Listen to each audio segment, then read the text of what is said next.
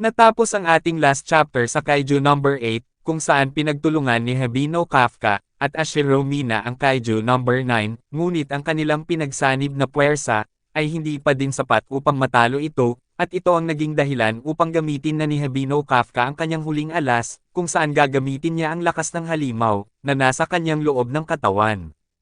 Ngayong atin nang simulan mga master ang susunod na chapter, at ito ay ang 111.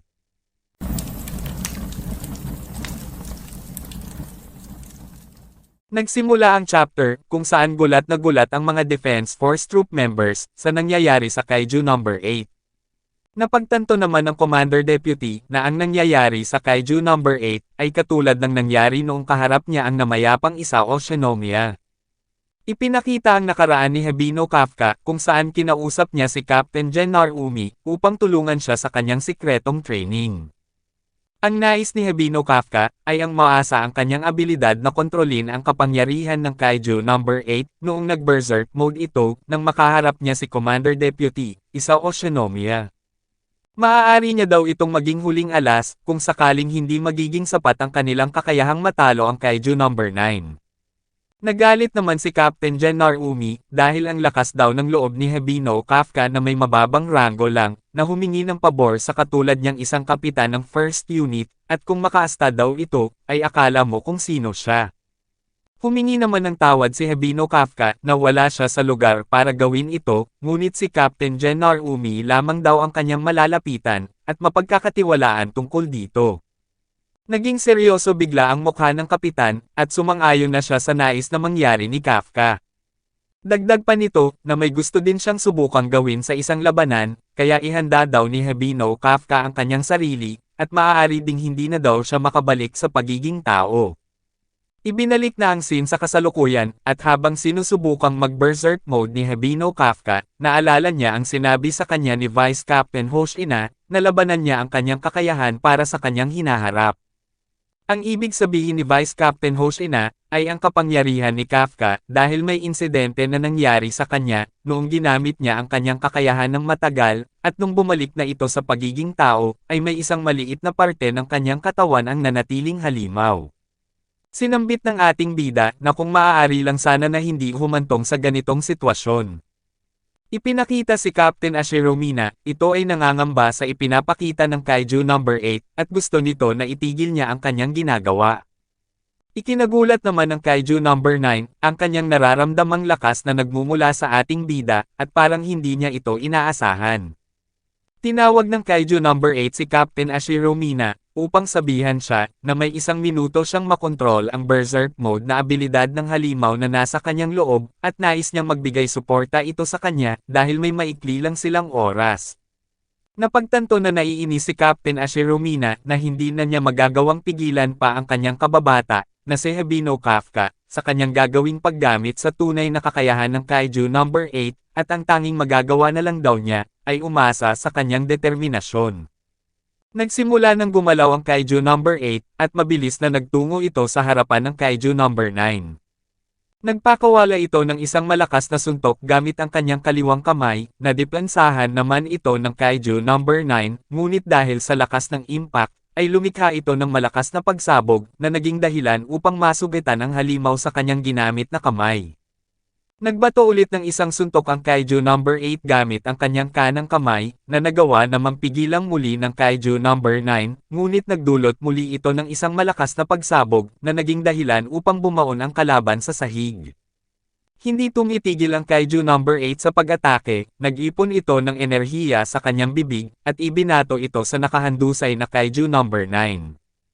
Habang hindi pa nakakabangon ang kanilang kalaban, si Captain Ashiro Mina, ay naghahanda ng kumilos, ang kanilang plano ay dalhin ang Kaiju number 9, sa lugar kung nasaan ang bangkay ng Kaiju number 14. Ibinahagi din nila ang kanilang plano sa operator, hindi naman niya magets ang kanilang gustong mangyari, pero sumunod na lamang ito sa kanilang binabalak. Nang makabangon na ang Kaiju number 9, ay mabilis na pinagbabaril ito ng captain ng 3rd unit na si Ashiro Mina. Nagawa namang harangan ng Kaiju number 9 ang pinakawalang atake ng Captain, habang bigla namang lumitaw ang Kaiju number 8 sa kanyang likod, at nagbato ng isang suntok. Naramdaman naman ng Kaiju number 9 ang Kaiju number 8, at nagawa nitong maiwasan ang pinakawalang atake ng ating bida. Mabilis na kumikilos ang dalawang Eminent Class, at patuloy na nagpapakawala ng malalakas na atake, sa isa't isa. Ang kasalukuyang lugar na kanilang pinaglalabanan, ay unti-unti nang nasasira, sa lakas ng kanilang mga binabatong atake. Sinabi naman ni Habino Kafka, habang kinokontrol ang Berserk mode ng Kaiju number 8, na mayroon na lamang siyang dalawang natitirang galaw, na maaaring gamitin niya sa halimaw. Ang dalawang Eminent Class ay nag-holding hands, nagkaharap at pinipigilan ang isa't isa, at habang pinagmamasdan ng Kaiju number 9, ang ating bida, sinaad nito sa kanyang sarili, na naguguluhan siya sa abilidad ng kanyang kaharap. Hawak niya ang kapangyarihang sumira ng labis sa mga halimaw, kasama pa ang nakakainis na kakayahang maantala ang kanilang pagpapagaling. Isa rin siyang halimaw, pero parang nakatakda siyang pumatay ng iba pang mga halimaw. Ngayon alam ko na nang walang pag-aalinlangan, ang tunay nitong pagkatao. Nagawang masipa ng Kaiju number 8 ang Kaiju number 9, at pinatalsik ito sa kinalalagyan ng bangkay ng Kaiju number 14, na kanilang plano.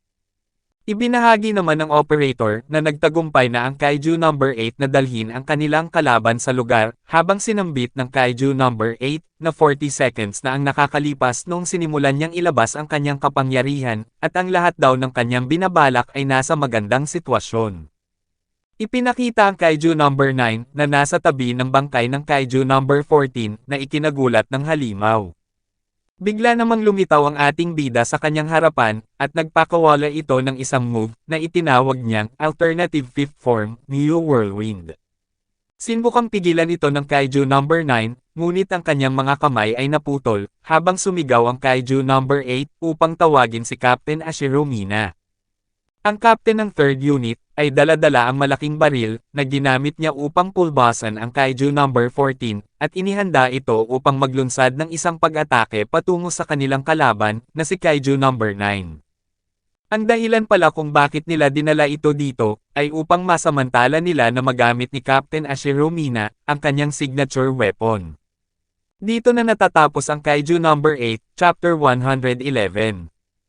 Ano kaya ang mangyayari sa susunod na chapter? May isa pang move na natitira ang Kaiju number 8, at matagumpay kayang mapinsalan ni Captain Ashiro Mina ang Kaiju number 9, o may natitira pa bang abilidad ang Kaiju number 9, na hindi pa nito pinapakita? Kung may mga naiisip kayong pwedeng mangyari, ay i-comment nyo na lang, at babasahin ko yan. Sa ngayon mga master, ay wala pang date na ibinigay kung kailan mare-release ang sunod na chapter, pero sa tingin ko ay maaaring 2 weeks bago ito ilabas. Paki-follow naman po ng ating Facebook page, nasa description po yung link. Muli huwag kalimutang mag-like, comment, share at subscribe sa ating channel. Salamat.